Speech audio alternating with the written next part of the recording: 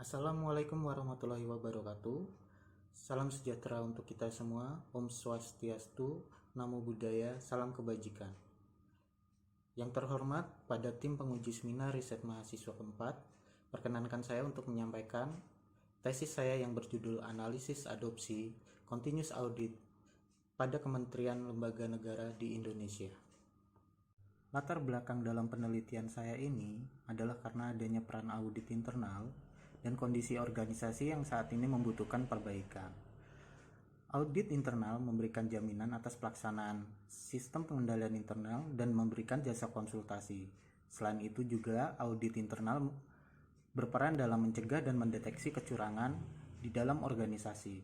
Sementara auditor internal yang lebih dikenal dengan terminologi APIP dalam Peraturan Pemerintah Nomor 60 Tahun 2008 berperan dalam memberikan jaminan dalam penyelenggaraan negara agar tetap taat, hemat, dan efisien, serta memberikan peringatan dini dan meningkatkan efektivitas manajemen risiko. Selanjutnya, peran APIP adalah meningkatkan kualitas tata kelola penyelenggaraan pemerintah. Sementara kondisi organisasi di Indonesia saat ini, tempat auditor internal berada itu terus melakukan kesalahan yang signifikan, melakukan kecurangan dan inefisiensi. Contohnya adalah meningkatnya temuan BPK RI terkait pemeriksaan pemerintah pusat, serta meningkatnya statistik tindak pidana korupsi di lingkungan pemerintah pusat, dan terus terjadinya temuan dari tahun ke tahun di bidang area yang sama. Risiko juga meningkat karena di dalam organisasi pemerintah Indonesia mulai menerapkan teknologi informasi dan komunikasi dalam pemberian pelayanan kepada masyarakat. Audit internal saat ini memerlukan perbaikan karena pelaksanaan audit internal saat ini masih bersifat periodik dan reaktif, dikerjakan secara manual dan tidak mampu menjangkau seluruh kegiatan. Selain itu, pelaksanaan pengawasan internal saat ini tidak layak untuk mencapai peran optimal audit. Dalam hal ini, deteksi dini defisiensi. Peningkatan penggunaan TIK oleh objek audit juga mengakibatkan kecurangan dan korupsi tidak akan terdeteksi dengan alat audit tradisional. Selain itu, dibutuhkan informasi yang lebih cepat, andal, dan tepat waktu untuk meningkatkan kualitas pengambilan keputusan. Oleh karena itu, diperlukan penerapan continuous audit yang memberikan teknik deteksi yang lebih baik, juga memberikan peningkatan frekuensi audit, serta adanya otomatisasi dan pelaporan yang real time. Dari hasil penelitian sebelumnya, ternyata di Indonesia, dari 60 kementerian lembaga yang disurvei, hanya 12 kementerian lembaga yang telah menerapkan continuous audit dengan tingkat kematangan implementasi yang berbeda-beda. Dari kondisi yang dijelaskan sebelumnya, penerapan CA memiliki manfaat bagi pemenuhan peran APIP. Namun mengapa tidak seluruh APIP di kementerian lembaga negara telah mengadopsi inovasi ini? Inovasi CA ini memang memerlukan kondisi ideal yang mendukung akselerasi pengadopsiannya. Ditengarai terdapat kondisi yang tidak ideal pada proses adopsi CA di kementerian lembaga negara sehingga timbul fenomena tersebut. Dari rumusan masalah ini timbul pertanyaan penelitian. Bagaimana sebetulnya proses adopsi continuous auditing pada kementerian lembaga negara di Indonesia? Lalu mengapa proses adopsi continuous auditing pada kementerian lembaga negara Indonesia ini berbeda-beda? Tujuannya untuk menganalisis adopsi CA di organisasi pemerintah dan mengidentifikasi alasan perbedaan adopsi CA yang terjadi di kementerian lembaga negara Indonesia. Motivasi penelitian ini adalah untuk memperoleh pemahaman yang mendalam tentang adopsi teknologi oleh APIP, khususnya CA.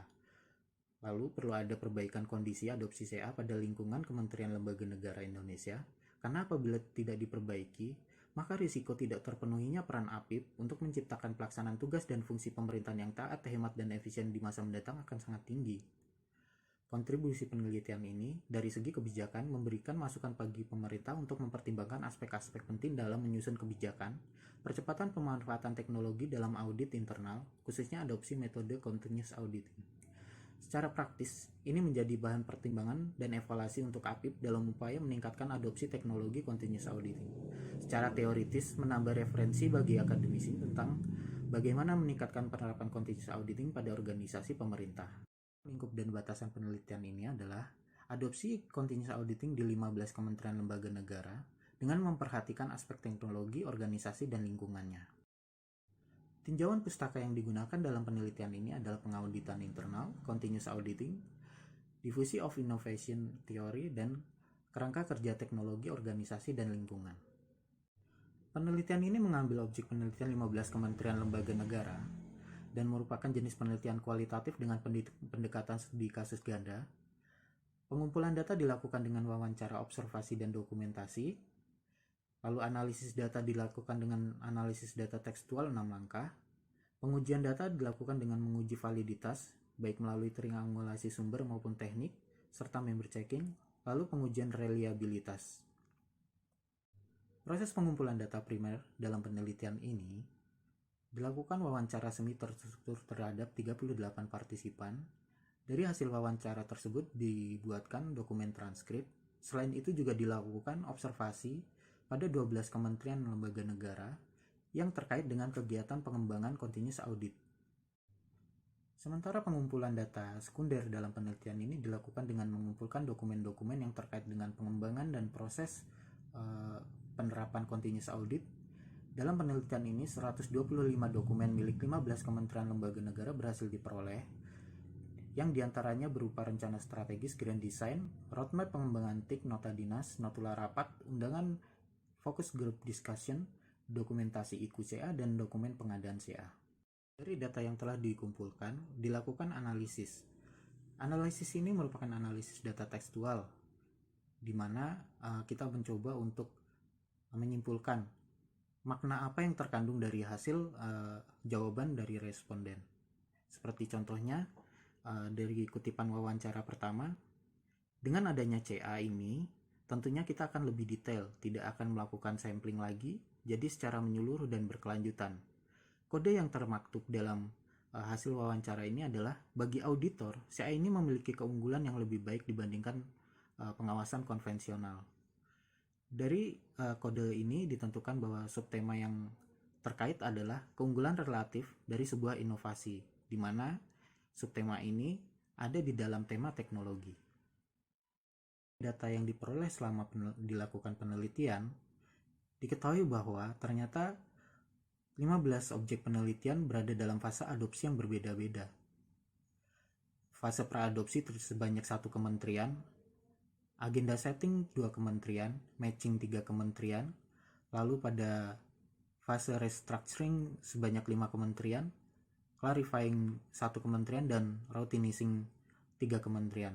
Pada tahap praadopsi, kementerian belum merasakan kebutuhan untuk mengubah pengawasan tradisional dan lebih fokus untuk memenuhi kebutuhan organisasi agar peran APIP dalam pengawasan tradisional berjalan dengan baik. Contoh kutipannya, kalau sekarang sih rasanya belum ada rencana menerapkan audit berbasis teknologi. Kita masih pemenuhan standar-standar saja. Fase agenda setting, permasalahan dalam pelaksanaan pengawasan mulai teridentifikasi dan mulai membutuhkan inovasi dalam pengawasan yang mengarah pada penerapan CA. Seperti yang diungkapkan oleh responden, kami itu kompetensinya sudah kurang, terus basic pendidikannya juga jarang yang dari akuntansi. Kok kami masih disuruh kerja dengan cara yang masih tradisional? Oleh karena itu, mereka mulai merasakan kebutuhan untuk alat yang baru, yang lebih canggih, sehingga mendukung dalam pelaksanaan tugas mereka. Pada fase matching, kementerian lembaga negara mulai menyusun suatu perencanaan untuk memastikan bahwa inovasi itu layak diaplikasikan dalam organisasi. Konsep dan rencana adopsi continuous auditing biasanya dibuat oleh kementerian lembaga, kemudian didokumentasikan dalam dokumen grand design dan atau peraturan kementerian lembaga negara. Selanjutnya, kementerian akan memasuki tahap restructuring, di mana inovasi mulai dibentuk dan mengakomodasi kebutuhan. Selain itu juga struktur organisasi, baik SDM, aturan anggaran, juga dimodifikasi agar mendukung dalam penerapan inovasi. Misalnya saja, suatu kementerian sedang melakukan tahap uji coba aplikasi. Mereka menyatakan bahwa kita masih ada tahap uji coba saja. Dashboard yang kecil, dashboard yang 1 skenario, 2 skenario, kita lagi proses. Yang kedua adalah kita sedang membangun data warehouse yang utuh. Selanjutnya pada tahap clarifying, inovasi sudah diterapkan, namun masih bertahap. Baru diuji cobakan pada sebagian kecil organisasi untuk melihat dampak dan perbaikan yang diperlukan. salah satu responden, contohnya memberikan pendapat. Akhirnya kita coba nih menyusun satu aplikasi yang dipakai untuk continuous audit. Cuman ya saat ini tahun 2021 itu baru terinisiasi, baru 3 provinsi dan 3 kabupaten saja. Proses berikutnya adalah perutinan, di mana inovasi diterapkan dalam kegiatan dan transaksi organisasi, dan proses pengawasan tradisional sudah digantikan dengan inovasi CA. Beberapa kementerian yang sudah ada pada tahap ini telah memiliki aplikasi yang menggantikan fungsi pengawasan tradisional sehingga lebih terotomatisasi dan hasilnya dapat segera diketahui.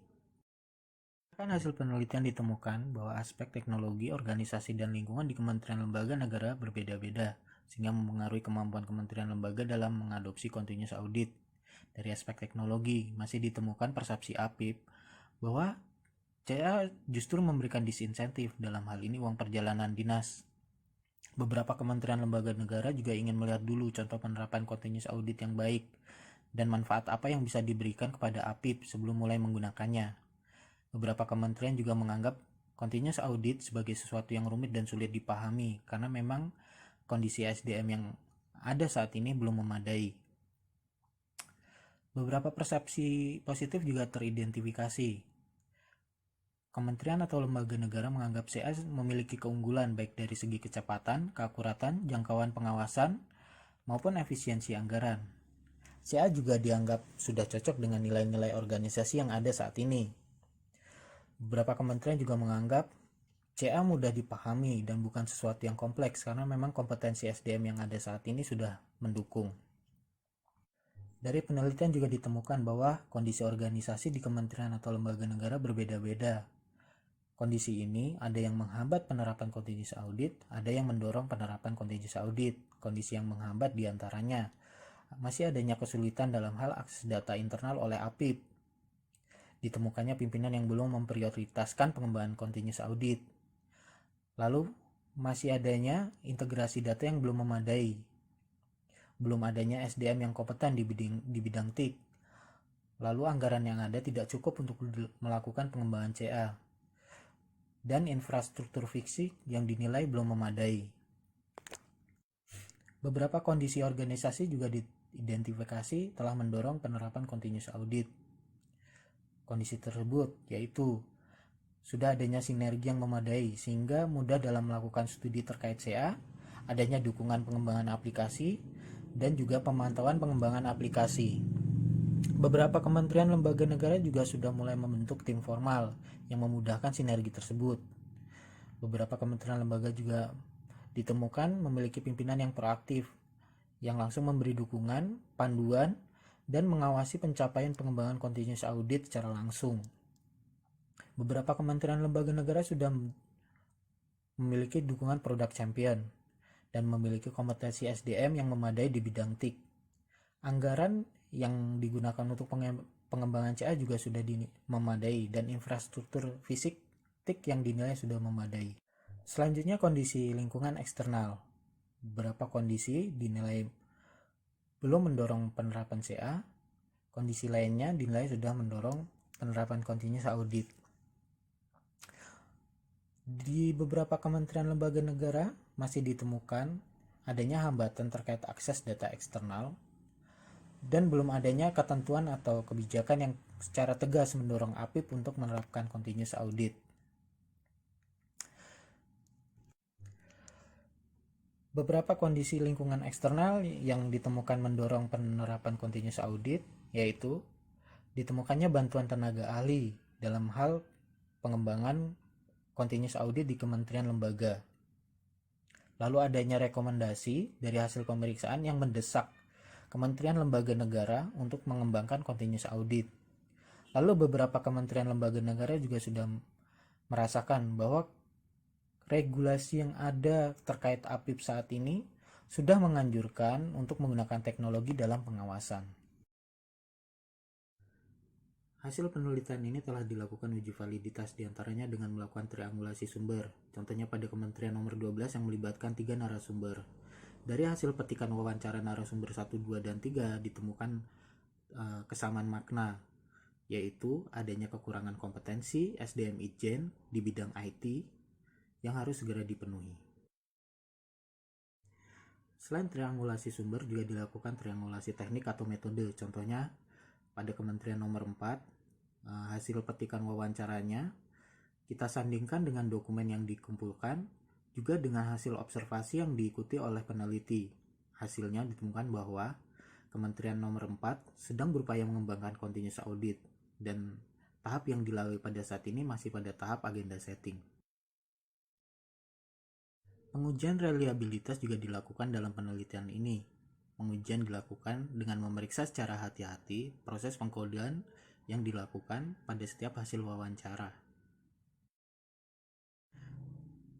Simpulan dari penelitian ini, dari 15 kementerian lembaga yang diteliti berada pada tahap adopsi yang berbeda-beda. Ditemukan bahwa satu kementerian lembaga masih berada di tahap pra-adopsi, sementara 14 kementerian lembaga negara lainnya telah berupaya untuk melakukan adopsi continuous audit. Data ini diperoleh di periode April 2021 sampai dengan November 2021.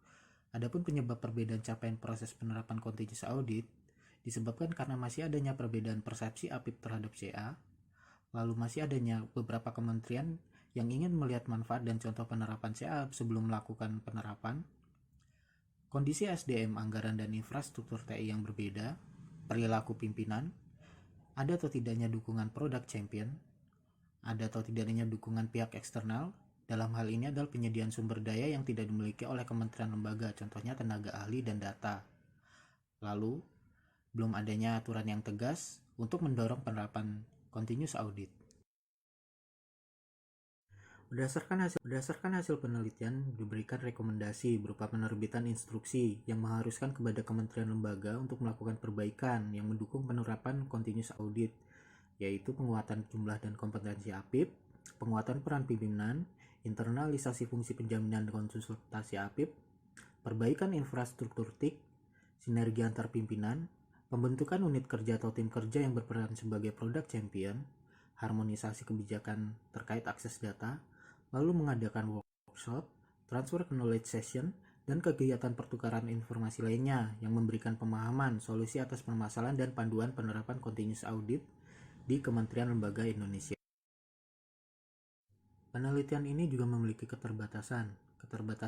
Dalam penelitian ini yaitu dalam hal generalisasi. Mungkin dalam kasus di negara lain, hasil penelitian ini tidak dapat digunakan. Lalu teknik pengujian data melalui triangulasi untuk temuan-temuan penelitian juga tidak bisa dilakukan seragam. Beberapa dilakukan dengan triangulasi teknik, beberapa juga hanya bisa dilakukan dengan triangulasi sumber. Lalu penelitian ini juga tidak mengukur secara kuantitatif berapa besarnya pengaruh aspek teknologi, organisasi, dan lingkungan terhadap peningkatan kapabilitas kementerian lembaga dalam mengadopsi CA. Demikian presentasi saya ucapkan terima kasih.